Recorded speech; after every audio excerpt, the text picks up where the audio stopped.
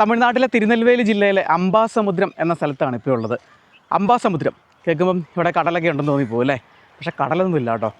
പിന്നെ എങ്ങനെയാണ് കടലില്ലാത്ത ഈ ഒരു സ്ഥലത്തിന് അംബാസമുദ്രം എന്ന പേര് വന്നത് അറിയാമോ? അപ്പോൾ ഈ സ്ഥലത്തിൻ്റെ പുരാതനമായ പേര് വിലാങ്കുറിച്ചി എന്നായിരുന്നു. അപ്പോൾ അമ്പാലെന്നും സമുദ്രം എന്നുമുള്ള രണ്ട് പദങ്ങൾ സംയോജിച്ചിട്ടാണ് അംബാസമുദ്രം എന്ന പേരുണ്ടായത്. അമ്പാൽ എന്ന് പറയുന്നത് ഒരു സംസ്കൃത പദമാണ്. ക്ഷേത്രങ്ങളെ അല്ലെ ദേവീനെയൊക്കെ വിശേഷിപ്പിക്കുന്നതാണ്. സമുദ്രം എന്ന് പറഞ്ഞാൽ കടൽ അല്ലെങ്കിൽ തടാകം, ജലാശയം എന്നൊക്കെയാണ് പറയുന്നത് കേട്ടോ. പുരാതന കാലത്ത് ഈ പ്രദേശത്ത് ചോളന്മാരെ പോലെയുള്ള സമ്പന്നരായിട്ടുള്ള ഭരണാധികാരികൾ നിരവധി കുളങ്ങളും തടാകങ്ങളൊക്കെ നിർമ്മിച്ചു. അവയെ കാവ്യാത്മകമായിട്ട് സമുദ്രങ്ങളെന്ന് വിളിച്ചു. നിരവധി പുരാതന ക്ഷേത്രങ്ങളും തടാകങ്ങളും കുളങ്ങളും ഉള്ളൊരു പ്രദേശമായതുകൊണ്ടാണ് അംബാസമുദ്രം എന്നറിയപ്പെടുന്നത്. അപ്പോൾ ഞാൻ ചെങ്കോട്ട ഭാഗത്തു നിന്നാണ് ഇവിടേക്ക് എത്തിയത് കേട്ടോ. ചെങ്കോട്ടയിൽ നിന്ന് ഏകദേശം 43 കിലോമീറ്ററാണ് അംബാസമുദ്രം വരെയുള്ള ദൂരം എന്ന് പറയുന്നത്. അതുപോലെ തന്നെ ഇത് അംബാസമുദ്രം ബൈപ്പാസാണ്. ഇതിൽ നേരെ പോയി കഴിഞ്ഞാൽ തിരുനെൽവേലിക്ക് എത്താം. ഇവിടുന്ന് 45 കിലോമീറ്റർ ദൂരമാണ് ഉള്ളത്. പേര് പരിണമിച്ച പോലെ തന്നെ ഇവിടുത്തെ പുരാതന ക്ഷേത്രങ്ങളോ കുളങ്ങളോ അല്ലെങ്കിൽ തടാകങ്ങളൊന്നും അല്ല നമ്മുടെ ഈ ഒരു യാത്രയുടെ പ്രധാന ലക്ഷ്യം എന്ന് പറയുന്നത്. അധികം ആരും കാണാത്ത വളരെ വിശേഷപ്പെട്ട കാഴ്ചകളിലേക്കാണ് നമ്മൾ ഇപ്രാവശ്യം പോകുന്നത്. പശ്ചിമഘട്ടത്തിൻ്റെ താഴെയാണ് അംബാസമുദ്രം എന്ന പട്ടണമുള്ളത് കേട്ടോ. ഇവിടെ നിരവധി ക്ഷേത്രങ്ങളൊക്കെ ഉണ്ടെന്ന് പറഞ്ഞല്ലോ. അതിലൊരു പ്രധാന ക്ഷേത്രമാണത് ആ കാണുന്നത് കേട്ടോ. ക്ഷേത്രത്തിൻ്റെ ഗോപുരമാണ് ആ കാണുന്നത്. കാശിനാഥസ്വാമി ക്ഷേത്രം, ശിവന് സമർപ്പിച്ചിരിക്കുന്ന ക്ഷേത്രമാണേ. കണ്ടോ ഉയർന്ന ഗോപുരം കാണാം. അതിൻ്റെ ബാക്ക്ഗ്രൗണ്ട് കണ്ടോ, പശ്ചിമഘട്ട മലനിരകൾ. അപ്പോൾ കഴിഞ്ഞ ദിവസം നമ്മൾ തെങ്കാശിയിലെ ഗ്രാമങ്ങളിലൂടെ സഞ്ചരിച്ചപ്പോഴത് ഇപ്പോൾ ഇവിടെ വന്നപ്പോൾ ഞാൻ മനസ്സിലാക്കിയൊരു കാര്യമുണ്ട് കേട്ടോ. ഇവിടെ എത്ര വെയിലാണെന്നുണ്ടെങ്കിലും നമുക്ക് ആ ഒരു ചൂട് അത്രയും കഠിനമായിട്ട് അനുഭവപ്പെടില്ല. അതിൻ്റെ ഒരു കാരണം എന്ന് പറയുന്നത് ഇവിടെ ഫുൾ ടൈം അതിശക്തമായിട്ടുള്ള കാറ്റ് വീശിക്കൊണ്ടിരിക്കുകയാണ്. നല്ല തണുത്ത കാറ്റാണ് വീശിക്കൊണ്ടിരിക്കുന്നത്. അപ്പോൾ ഈ ഒരു പ്രദേശത്തൊക്കെ ഇത്രയും അധികം കാറ്റ് വീശാനുള്ള ഒരു കാരണം എന്ന് പറയുന്നത് നമ്മുടെ കേരളത്തിൽ മൺസൂൺ ആരംഭിക്കുന്ന ടൈമിലാണ്. അതായത് ഒരു ജൂൺ മുതൽ ഏകദേശം ഒരു സെപ്റ്റംബർ മാസം വരെയാണ് ഈ ഒരു പ്രദേശങ്ങളിലൊക്കെ അതിശക്തമായിട്ടുള്ള കാറ്റ് വീശുന്നത്. അതിൻ്റെ ഒരു റീസൺ എന്ന് പറയുന്നത് ചെങ്കോട്ട ഗ്യാപ്പ്, അതായത് പശ്ചിമഘട്ടത്തിലെ ഒരു ചുരമാണ് ചെങ്കോട്ട ഗ്യാപ്പ് എന്ന് പറയുന്നത്. അതായത് നമ്മൾ കൊല്ലം ചെങ്കോട്ട ദേശീയപാത കടന്നു പോകുന്ന ആ ഒരു ഗ്യാപ്പ്, ആ ഒരു ചുരം, നമ്മൾ കേരളത്തിൽ നിന്ന് വരുമ്പോൾ ആര്യങ്കാവ് വഴി ആ ഒരു ചുരം വഴിയാണല്ലോ തമിഴ്നാട്ടിലേക്ക് പ്രവേശിക്കുന്നത്, പുളിയറ എന്ന സ്ഥലത്തേക്ക് ഇറങ്ങുന്നത്. അപ്പോൾ ആ ഒരു ഗ്യാപ്പ് വഴിയാണ് ഈ കാറ്റ് ഇവിടേക്ക് എത്തുന്നത് കേട്ടോ. കാരണം വേറെ അധികം ഗ്യാപ്പൊന്നും വേറെ ഇല്ല. കാരണം ഈ പശ്ചിമഘട്ടം ഇങ്ങനെ കോട്ട കെട്ടി നിർത്തിയേക്കുന്ന പോലെ നിൽക്കുമല്ലോ. അപ്പോൾ ചെറിയൊരു ഗ്യാപ്പ് കിട്ടിയതിനും അത്ര മർദ്ദം ആ ഒരു ഗ്യാപ്പ് വഴി പുറത്തേക്ക് തള്ളിപ്പോരുകയാണ്. അതായത് മൺസൂൺ കാറ്റ്, നമ്മുടെ കേരളത്തിൽ മൺസൂൺ ആരംഭിക്കുമ്പോൾ ഉള്ള കാറ്റാണ് ഇവിടെ വീശിക്കൊണ്ടിരിക്കുന്നത് കേട്ടോ. അതുപോലെ തന്നെ മഴയും ചെറുതായിട്ട് ഇവിടെ ഈ ഒരു പ്രദേശങ്ങളിൽ ലഭിക്കും നമ്മുടെ നാട്ടിൽ മൺസൂൺ ആരംഭിക്കുമ്പോൾ. അതുകൊണ്ട് തന്നെയാണ് കഴിഞ്ഞ ദിവസം തെങ്കാശിയിലെ ഗ്രാമങ്ങളിലൂടെ സഞ്ചരിച്ചപ്പം ഒരുപാട് വിൻഡ് മിൽസുകളൊക്കെ ഉണ്ടല്ലേ. ഇത്രയും കാറ്റ് വീശുന്ന ഒരു പ്രദേശം ആയതുകൊണ്ടാണ് ഒരുപാട് വിൻഡ് മിൽസുകളൊക്കെ ഇവിടെ കൊണ്ട് സ്ഥാപിച്ചേക്കുന്നത്. അമ്പേല റെയിൽവേ സ്റ്റേഷനാണ് ഇത് കാണുന്നത്. അപ്പോൾ നമ്മൾ ചെങ്കോട്ട ഭാഗത്തു നിന്ന് അമ്പേലേക്ക് വരുമ്പോഴത്തേക്കും ആദ്യം കാണുന്നത് ഈ റെയിൽവേ സ്റ്റേഷനാണ്. അപ്പോൾ ഇതിനടുത്തായിട്ടാണ് ടൗണുള്ളത് കേട്ടോ. അമ്പാന്നും പറയേ, ഇവിടെ ഉള്ളവർ അമ്പാന്നും പറയും. അംബാസമുദ്രം എന്ന് കൂട്ടി വായിക്കാൻ ബുദ്ധിമുട്ടുള്ളതുകൊണ്ടായിരിക്കാം ചുരുക്കപ്പേരിലും വിളിക്കുന്നത്. അപ്പോൾ ഈ റെയിൽവേ സ്റ്റേഷനിൽ എന്തൊക്കെയോ പണി നടക്കുന്നുണ്ടല്ലോ. അപ്പോൾ ഇത് പുതിയതായിട്ടൊക്കെ നിർമ്മിച്ചതാണ്. ഈ പ്ലാറ്റ്ഫോം വിപുലീകരിക്കുന്നതിൻ്റെ ഭാഗമായിട്ടുള്ള പണികളൊക്കെയാണ് നടന്നുകൊണ്ടിരിക്കുന്നത് കേട്ടോ. അപ്പോൾ ഇവിടെ ഒരു ട്രാക്ക് മാത്രമേ ഈ സൈഡിലുള്ളൂ. അപ്പോൾ അതാണ് പ്രധാന പ്ലാറ്റ്ഫോം. ഇനി ഇവിടെ ട്രാക്ക് പുതിയതായിട്ട് പണിയാനാണോ അല്ലെങ്കിൽ മറ്റെന്തെങ്കിലുമൊക്കെ പണിയാനാണോ എന്നറിയില്ല. എന്തായാലും അതിൻ്റെ ജോലികളൊക്കെ കാര്യമായിട്ട് നടക്കുന്നുണ്ട്. അതുപോലെ തന്നെ ആ ഒരു സ്കൈ വാക്കൊക്കെ പുതിയതായിട്ട് പണിതാണ് കേട്ടോ. എന്തായാലും ഈ റെയിൽവേ സ്റ്റേഷൻ വിപുലീകരിക്കുന്നതിൻ്റെ ഭാഗമായിട്ടുള്ള ജോലികളാണ് നിലവിൽ ഇപ്പോൾ നടന്നുകൊണ്ടിരിക്കുന്നത് ഇവിടെ. അപ്പോൾ തിരുനെൽവേലി ഭാഗത്തുനിന്ന് അംബാസമുദ്രത്തിലേക്ക് പ്രവേശിക്കുന്ന സ്ഥലത്ത്, അതായത് അംബാസമുദ്രം ടൗണിലേക്ക് പ്രവേശിക്കുന്നിടത്തായിട്ട് ഇവിടെ ഒരു ആർച്ചൊക്കെ ഉണ്ട് കേട്ടോ. അംബാസമുദ്രത്തിൻ്റെ ഒരു കവാടം എന്നൊക്കെ നമുക്ക് വേണമെങ്കിൽ പറയാം. അതിൻ്റെ മേളിലൊരു ക്ലോക്ക് ഉണ്ട് കേട്ടോ. ആ ക്ലോക്കൊന്നും പ്രവർത്തിക്കുന്നില്ല എന്ന് തോന്നുന്നു. ലയൺസ് ക്ലബ്ബ് അംബാസമുദ്രം, അപ്പോൾ ലയൺസ് ക്ലബ്ബ് സ്പോൺസർ ചെയ്തതായിരിക്കാം. 1946 നിർമ്മിച്ചതാണേ. അപ്പോൾ ആർച്ചിൽ എഴുതി വെച്ചേക്കുന്നത് കണ്ടില്ലേ, വിക്ടറി മെമ്മോറിയൽ ബൈ തിരുവാവടുതുറൈ അധീനം എന്ന് പറഞ്ഞാൽ തമിഴ്നാട്ടിലെ മയിലാടുംതുറൈ ജില്ലയിൽ പ്രവർത്തിക്കുന്ന ഒരു പ്രമുഖ പുരാതന ശൈവ സന്യാസ സ്ഥാപനമാണ് ഈ തിരുവാവടുതുറൈ അധീനം എന്ന് പറയുന്നത് കേട്ടോ.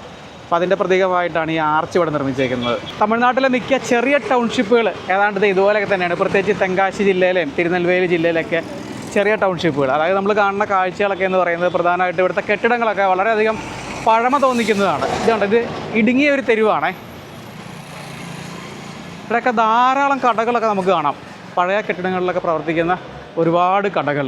അപ്പോൾ കടകൾ മാത്രമല്ല, നിരവധി വീടുകളും ഈ ഒരു ടൗൺഷിപ്പിൻ്റെ ഉള്ളിലായിട്ട് തന്നെ ഉണ്ട്.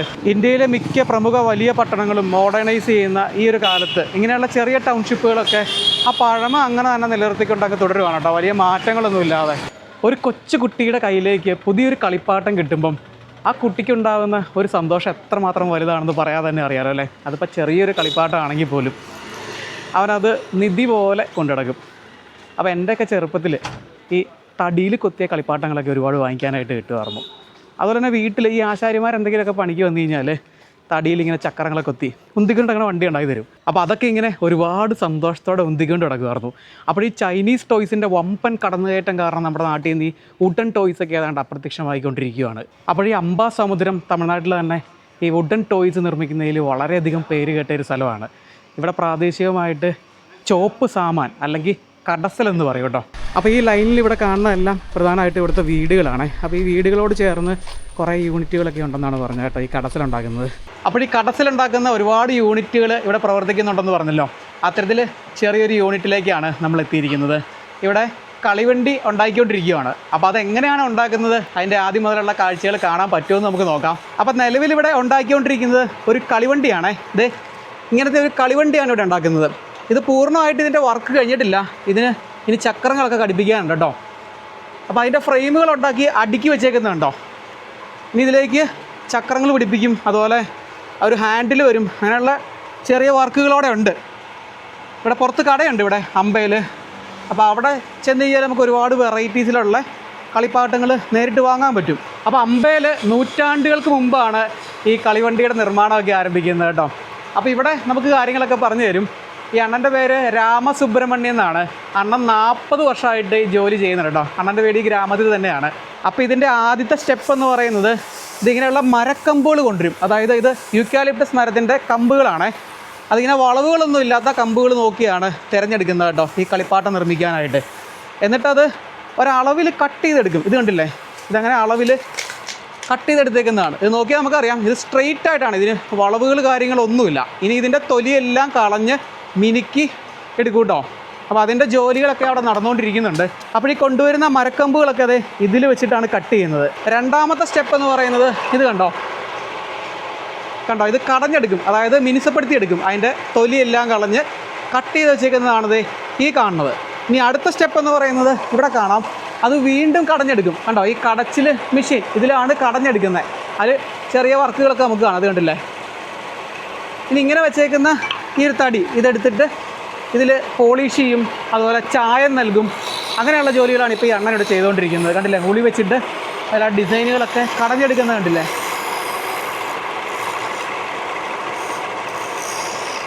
ഈ ഗ്രാമത്തിൽ വന്ന് എത്ര യൂണിറ്റ് എടുക്കുക മൊത്തം എന്താ കടസൽ ചെയ്യണ? 50 യൂണിറ്റ് അല്ലേ? 50ഓളം യൂണിറ്റുകളുണ്ടെന്നാണ് പറഞ്ഞത്. ഇത് ഒരേ വെറൈറ്റി താൻ നിങ്ങൾ പണ്ണേ. അതായത് ഇവിടെ വേറെ ഒരുപാട് വെറൈറ്റീസ് ചെയ്യുമായിരുന്നു. ഇപ്പം നിലവിൽ വേറെ ആളില്ല, ജോലിക്കാരില്ല. അണ്ണൻ മാത്രമാണ് ഈ യൂണിറ്റിൽ ഈ ജോലി ചെയ്യുന്നത് കേട്ടോ, ഈ കളിവണ്ടി ഉണ്ടാക്കിക്കൊണ്ടിരിക്കുന്നത്. 80s 90s കിഡ്സിനോടൊക്കെ പറഞ്ഞാൽ ഇതിൻ്റെ ഒരു വികാരം എത്രത്തോളം ഉണ്ടെന്ന് മനസ്സിലാവും. നമ്മളൊക്കെ ഒരുപാട് വാങ്ങാൻ കൊതിച്ച ആ ഒരു കളിവണ്ടികൾ ഇവിടെ ലൈവായിട്ട് ഉണ്ടാക്കിക്കൊണ്ടിരിക്കുന്നു. അപ്പോൾ കണ്ടില്ലേ ആ തടി, അത് അടുത്ത പ്രാവശ്യം ചെയ്യുന്നത് ഞാൻ കാണിച്ചു തരാം. ഇതിലിപ്പോൾ ഇത് മിനുക്കിക്കൊണ്ടിരിക്കുകയാണ്, അതായത് ചെറുതായിട്ട് പോളിഷ് ചെയ്തുകൊണ്ടിരിക്കുകയാണ്. കണ്ടോ, ഇനി ആ തടി എടുക്കും. കണ്ടോ, അതിൽ വെക്കുന്നു. ഇതെല്ലാം ഇനി ഇതിപ്പോൾ കടയും, ചെറിയ ഡിസൈനുകളൊക്കെ ഇടും. ഇതിൽ ചെറിയ ഡിസൈൻ വരും അല്ലേ. ഉളി വെച്ചിട്ട് അതൊക്കെ ലെവലാക്കും അല്ലേ.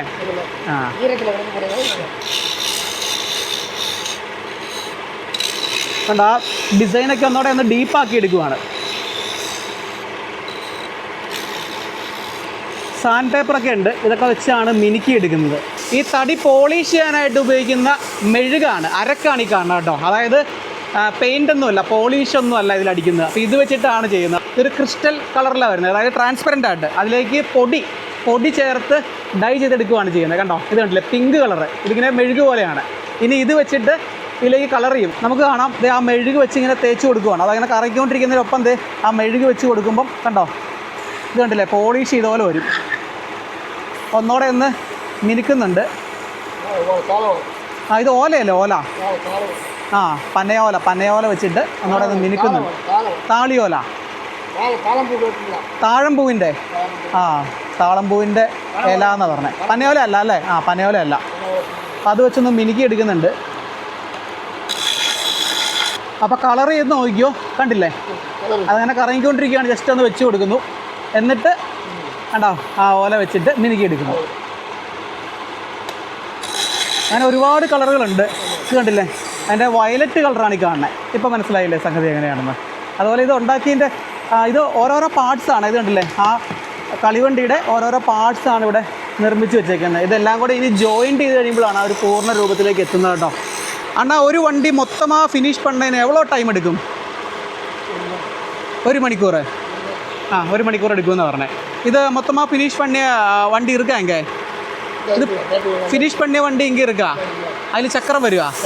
അപ്പോൾ അതെ, ഈ ഒരു കളിവണ്ടി അവിടുന്ന് ആ ഫ്രെയിം എടുത്തു, അത് അസംബിൾ ചെയ്യാൻ പോവുകയാണ്. അപ്പോൾ ഈ വണ്ടി അസംബിൾ ചെയ്യണം നോക്കിയോ കേട്ടോ. ഇങ്ങനെ ഉണ്ടാക്കി വെച്ച ഈ പാർട്സുകളെല്ലാം കൂടി കണ്ടോ ആ ഹോളിലേക്ക് വെച്ചെടുക്കും. കണ്ടോ, ഇനി ചക്രം പിടിപ്പിക്കും. എല്ലാം ഒന്ന് അടിച്ച് ഉറപ്പിക്കുന്നുണ്ട്. അപ്പോൾ അതിൻ്റെ ഫ്രെയിം റെഡിയായി. എന്താ ചക്രങ്ങൾ, ഇത് തടിയേത് അല്ല, ഇത് തടിയല്ല കേട്ടോ, ഇത് പ്ലാസ്റ്റിക്കാണ്. മുതലിൽ തടിയായിരുന്നു. ഓക്കെ. ഇപ്പോൾ ഈ കാലത്തിനനുസരിച്ചിട്ടുള്ള ചെറിയ മാറ്റങ്ങൾ ഈ വുഡൻ ടോയ്സിലും സംഭവിക്കുന്നുണ്ട്. അതിൻ്റെ ഉദാഹരണമാണ് നമ്മൾ ഈ കാണുന്നത്. ചക്രങ്ങളൊക്കെ പ്ലാസ്റ്റിക്കുകളാണ്. ഇനി ഇതിലേക്ക് വെച്ച് ഘടിപ്പിച്ച് കഴിഞ്ഞാൽ വണ്ടിയുടെ പണി പൂർത്തിയാവും. ഇതൊക്കെ എങ്ങനെയാണെന്ന് പറഞ്ഞത്? ഇത് വെളിയിൽ നിന്ന് വരുവാ? മധുരയെന്നല്ലേ? ഓക്കെ. മധുര പ്ലാസ്റ്റിക് നിർമ്മിക്കുന്നതിൽ, പ്ലാസ്റ്റിക് ഉൽപ്പന്നങ്ങൾ നിർമ്മിക്കുന്നതിൽ വളരെ പേര് കേട്ടാണല്ലോ. കേട്ടോ, ജസ്റ്റ് അതിലേക്ക് കയറ്റിയിടുന്നു. ഇനി അത് ലോക്ക് ചെയ്യും ഊരി പോകാതിരിക്കാനായിട്ട്.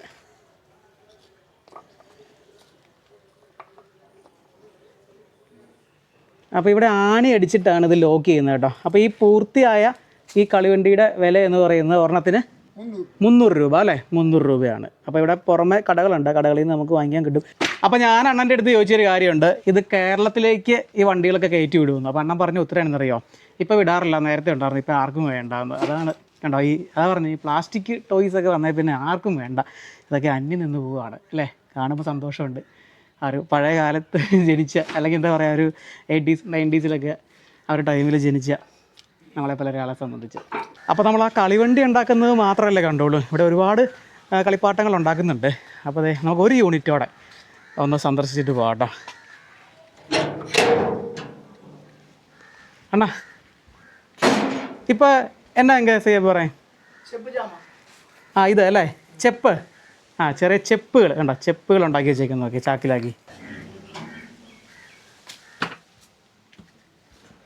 ഓഹോ, ഇതെല്ലാം ഉണ്ടാക്കി ഇവിടെ ചാക്കിലാക്കി വെച്ചേക്കുന്നതാണ്. അതായത് തൊട്ടിൽ കെട്ടാനായിട്ട് ഉപയോഗിക്കുന്ന, ഇത് തൊട്ടിലിൻ്റെ ഇത് സ്വാമിമാർ കൈ വയ്ക്കുന്നതാണോ?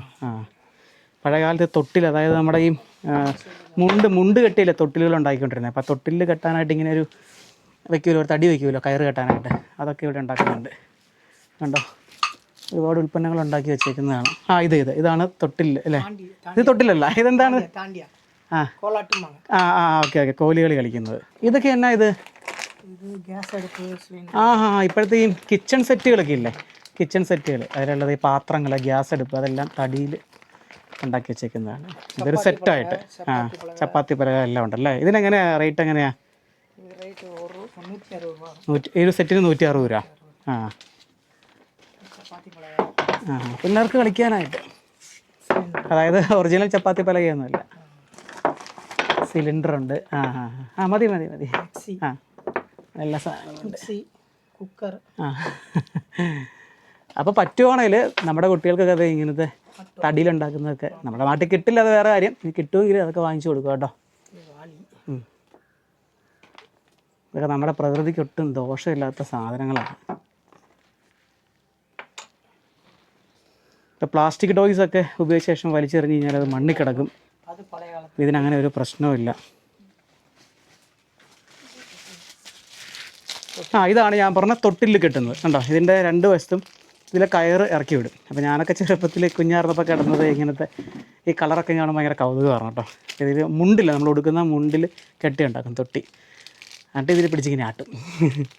ഒരുപാട് നൊസ്റ്റാൾജിയ തോന്നുന്ന ഒരു കളിപ്പാട്ടാണ് ഇനി കാണിക്കാൻ പോകുന്നത് കേട്ടോ. നിങ്ങൾ എത്ര പേര് ഇങ്ങനത്തെ പമ്പരം കറക്കിയിട്ടുണ്ട്? കണ്ടോ, ഇതിൻ്റെ അഗ്രത്തെ ഒരു ആണിയുണ്ട്, എന്നിട്ട് ഇതിൽ കയറ് ചുറ്റി ഇങ്ങനെ എറിയും. ശരിക്കും പറഞ്ഞാൽ ചെറുപ്പത്തിൽ ഇത് കറക്കാൻ അറിയില്ലായിരുന്നു, അതാണ് സത്യാവസ്ഥ എന്ന് പറയുന്നത്. അങ്ങനെ കറക്കി ഇങ്ങനെ നിലത്ത് കിടന്ന് കറങ്ങും ഉണ്ടല്ലേ എൻ്റെ പമ്പരങ്ങൾ. എൻ്റെ പൊന്ന്, ഭയങ്കര സങ്കടം തോന്നും കേട്ടോ. പഴയ കാലമാണ് മനസ്സിലേക്ക് വരുന്നത്. ഒരു ചാക്ക് നിറയെ പമ്പരങ്ങൾ. ഇതൊക്കെ എന്നാ വില? ആ ഇതിൻ്റെ 2-3 മോഡലുണ്ട്. ഇനി ആണി പിടിപ്പിക്കാനുണ്ട് ഇവിടെ.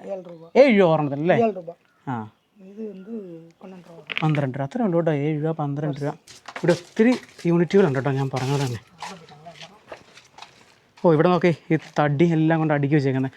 അണ്ണാ ഇത് ഈ മറ എങ്ങനെയാണ് നിങ്ങൾ കൊണ്ടുവരണേ? പുതുക്കോട്ടയെന്നല്ലേ? തഞ്ചാവൂർ പുതുക്കോട്ടെ. യൂക്കാലിപ്സ് അല്ലേ? ആ ആ എന്താ പറയുക, മരം മാത്രമാണോ യൂസ് കൊണ്ടുള്ളൂ ഇത്? ആ ഫിനിഷിങ് കിട്ടുമെന്ന് പറഞ്ഞത്. ആ വെയിറ്റ് കമ്മിയാണ്, റേറ്റ് റേറ്റ് കുറവാണ് അല്ലേ? ലോഡ് ഇറക്കി തരും ചില. നിങ്ങൾ പോണോ? പോയി എടുക്കും. ആ ആ ഓക്കെ. ഇത് കണ്ടില്ലേ, ഇത് ഉണങ്ങിയ തടികളാണ് കേട്ടോ. കണ്ടോ, മാക്സിമം വളവുകളില്ലാത്തത് നോക്കിയിട്ടാണ് എടുക്കുന്നത്. ഇവിടെ നിർമ്മിച്ചുകൊണ്ടിരിക്കുന്നതും ഒരു സ്പെഷ്യൽ കളിവണ്ടിയാണേ. അതിൻ്റെ ഓരോ പാർട്സുകളാണ് ചെയ്തുകൊണ്ടിരിക്കുന്നത്. ഇതിൽ നമുക്ക് കാണാം മൾട്ടി കളറുകൾ.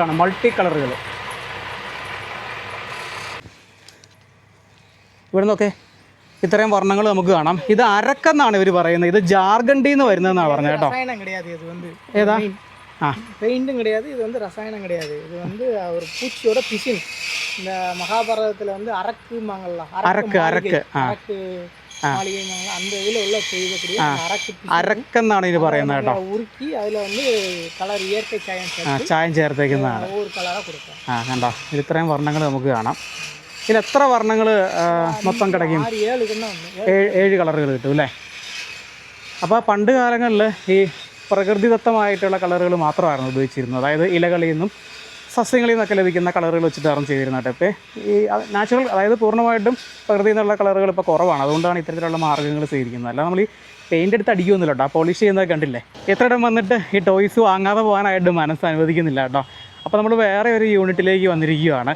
ഇത് വലിയൊരു യൂണിറ്റാണ്. ഈ യൂണിറ്റിനോട് ചേർന്ന് ഈ ടോയ്സൊക്കെ വെക്കുന്ന ഒരു കട ഇവിടെ പ്രവർത്തിക്കുന്നത് കേട്ടോ. അപ്പോൾ ഇവിടെ എന്താണ് ഉണ്ടാക്കുന്നതെന്ന് നമുക്കൊന്ന് നോക്കാം. അപ്പോൾ കണ്ടില്ലേ, അതെ മരക്കഷ്ണങ്ങൾ കൊണ്ടുവന്ന് അടുക്കി വെച്ചേക്ക് നോക്കി എന്തോരമാണ്. ഇത് വലിയൊരു യൂണിറ്റാണ്, നമ്മൾ കണ്ടേക്കാളും വലിയ യൂണിറ്റാണേ.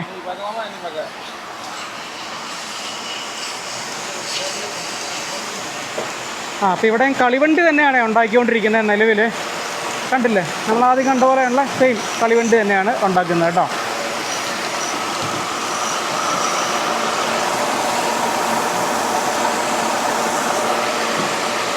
അപ്പോൾ എന്തായാലും നമുക്ക് ആ കടയിൽ പോയിട്ട് അവിടെ എന്തൊക്കെയാണ് ഉള്ളതെന്ന് നോക്കാം. ഇവിടെ പിന്നെ പ്രത്യേകിച്ച് വേറെ കാണാനൊന്നുമില്ല. നിലവിൽ ആ ഒരു ജോലി മാത്രമാണ് നടക്കുന്നത്. നമ്മൾ ഏകദേശം കണ്ടതല്ലേ കളിവണ്ടി ഉണ്ടാക്കുന്നത്. അപ്പോൾ നമുക്ക് ഈ കടയിൽ എന്തൊക്കെ കളിപ്പാട്ടങ്ങളാണ് വിൽക്കാനായിട്ട് വെച്ചിരിക്കുന്നതെന്ന് നോക്കാം. അണ്ണാ വണക്കം.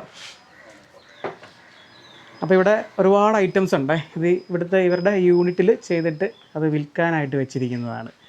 കണ്ടോ, കൂടുതൽ ഇങ്ങനെ നമ്മൾ ഷോ കേസിലൊക്കെ വയ്ക്കുന്ന രീതിയിലുള്ള ഫാൻസി ഐറ്റംസ് എല്ലാം തടിയിൽ നിർമ്മിച്ചേക്കുന്നതാണ്. കണ്ടോ, ഇതൊരു രഥമാണ്, പിന്നെ ശിവലിംഗം, ഗണപതി, അങ്ങനെ ഒരുപാട് ഐറ്റംസ് കണ്ടില്ലേ, എല്ലാം തടിയിൽ ചെയ്തേക്കുന്നതാണ്. പിന്നെ ഇവിടെ വന്നാൽ നമുക്ക് ഇവിടെയും കാണാം, ഇതൊക്കെ ഷോ കേസിൽ വയ്ക്കുന്നതാണ്. കണ്ടോ, കാളവണ്ടി. ഈ കാളവണ്ടി തന്നെ റേറ്റ് 350. ഇതൊക്കെ എങ്ങനെയാണ് വരുന്നത്? ഇതിൻ്റെയൊക്കെ പ്രൈസ് 300. സ്റ്റാർട്ടിങ് 300-ലാണോ? ഓക്കെ, ഇതിൻ്റെ അകത്തും ഉണ്ടല്ലേ. ഇത് കുറേ പീസുകളാണ് കേട്ടോ. കണ്ടോ, അതിനി അഴിക്കാം അല്ലേ? എൻ്റെ ഉള്ളിലായിട്ട് ഏറ്റവും ചെറുത് ഇത് കണ്ടില്ലേ, വിൻറ്റേജ് കാർ 200. ഇതൊക്കെ ഇവിടെ ഉണ്ടാക്കുന്നതാണ്. ഇതൊക്കെ നമ്മുടെ വീടിൻ്റെ വാതിലിൻ്റെ സൈഡിലൊക്കെ തൂക്കിയിടാനായിട്ടുള്ളതാണ്. പിന്നെ കളിവണ്ടികൾ കണ്ടോ, കളിവണ്ടികൾ നമുക്ക് കാണാം ഇവിടെ. നമ്മൾ ആദ്യം കണ്ട പോലെയുള്ള കളിവണ്ടികൾ. അപ്പോൾ ഇങ്ങനെയാണ് അതിൻ്റെ വീല് ഫിക്സ് ചെയ്യുന്നത്. ഇത് കണ്ടോ, ഈ വീല് കയറ്റി വെച്ചിട്ട് ഇവിടെ ഒരു കട്ട വെച്ചിട്ട് അങ്ങ് ലോക്ക് ചെയ്യണം, ആണിയടിച്ച്. അപ്പോൾ ഇതാണ് അതിൻ്റെ ഒരു പൂർണ്ണ രൂപം എന്ന് പറയുന്നത്. ഇനി ഇതിങ്ങനെ തള്ളിക്കൊണ്ട് നടക്കും, ഇവിടെ പിടിച്ച് തള്ളിക്കൊണ്ട് നടക്കും. കൊള്ളാം അല്ലേ? അതിൻ്റെ കുറേ നിറങ്ങളിലൊക്കെ ഉള്ളതുണ്ട്. അവിടുന്ന് വാങ്ങാത്തൊരു കാരണം എന്ന് പറയുന്നത് അത് കംപ്ലീറ്റ് ആയിട്ടില്ല. അപ്പോൾ അണ്ണനോട് പറഞ്ഞു ഉച്ച കഴിഞ്ഞിട്ട് വരാൻ പറഞ്ഞു. അതാണ് ഞാൻ അവിടുന്ന് വാങ്ങാത്ത കേട്ടോ. മറ്റൊരു ഐറ്റം എന്താ ഇവിടെ എടുത്ത് വെച്ചേക്കുന്നത് കാണാം. ഇതൊക്കെ ഈ ബസ്സുകളാണ്, പലക വെച്ചിട്ട് നിർമ്മിച്ചേക്കുന്നതാണ്, പലക. അപ്പോൾ പണ്ട് നമ്മുടെ നാട്ടിൽ ഈ KSRTC, നമ്മുടെ KSRTCയുടെ ഒരു മിനിയേച്ചർ ഇങ്ങനെ തടിയിലുണ്ടാക്കി വിൽക്കുമായിരുന്നു കേട്ടോ. ടൗണിലൊക്കെ ചെല്ലുമ്പോൾ ഞാൻ കണ്ടിട്ടിരിക്കുന്നത്. ഈ ബസ് ഉണ്ടാക്കിക്കുന്നത് കണ്ടില്ലേ, ഇത് പലകയൊക്കെ വെച്ചിട്ടാണ് ചെയ്തിരിക്കുന്നത്. കണ്ടോ, അപ്പോൾ അതിൻ്റെ കുറേ വെറൈറ്റി. ഇതെല്ലാം സെയിം മോഡൽ തന്നെയാണ്, അതിൻ്റെ കളറിലുള്ള വ്യത്യാസമുള്ളൂ. അപ്പോൾ ഇതിൻ്റെ റേറ്റ് എന്ന് പറയുന്നത് 200 രൂപയാണ് ഒരെണ്ണത്തിന് പറയുന്നത് കേട്ടോ. ശരിക്കും പറഞ്ഞാൽ ഇവിടെ വിൽക്കുന്ന കടകൾ കുറവാണ്. പിന്നെ ഇവർ മാർക്കറ്റ് ചെയ്യുന്നത് തമിഴ്നാടിൻ്റെ വിവിധ സ്ഥലങ്ങളിലേക്ക് കയറ്റി വിട്ടിട്ടാട്ടോ.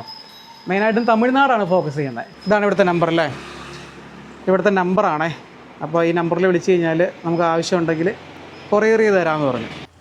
അപ്പോൾ ഞാൻ 3 ബസ് വാങ്ങിച്ചു. ഒരുപോലത്തെ ഇരിക്കട്ടെ, അല്ലെങ്കിൽ വീട്ടിൽ ചെല്ലുമ്പോൾ അടി ഉണ്ടാക്കും. അപ്പോൾ 200 രൂപയാണ് ഒരു ബസ്സിൻ്റെ റേറ്റ്. 3 എടുത്തുകൊണ്ട് അണ്ണൻ 10 രൂപ ഡിസ്കൗണ്ട് വന്നു, 190 രൂപയ്ക്ക്. ഞാൻ ചോദിക്കാതെ തന്നാണ്. അപ്പോൾ എന്തായാലും നമ്മുടെ ഇന്നത്തെ ഈ ഒരു ചെറിയ വീഡിയോ അമ്പയിലെ കളിപ്പാട്ടങ്ങളൊക്കെ പറഞ്ഞു ഇവിടെ അവസാനിക്കുകയാണ്.